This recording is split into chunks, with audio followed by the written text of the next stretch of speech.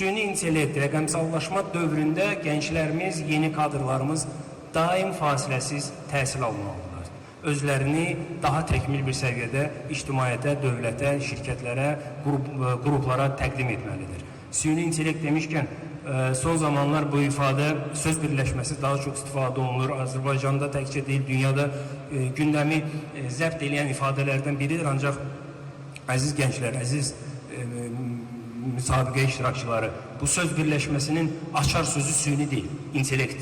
Ona görə də bundan sonraki fəaliyyətinizdə istər süni olsun, istər ənəvi olsun, intellektdən kənarda qalmayın. Və bütün bu inkişaf, müsabiqə, keçdiyiniz həyat yolunda ən əmli məqamlardan biri də innovasiya, rəqəmsal transformasiya, süni intellekt, bütün texnoloji imkanlardan istifadə etməklə əsas meyarınız milli mənəvi dəyərlərə və dövlətçilik ənənələrinə sadiq qalmanızdır.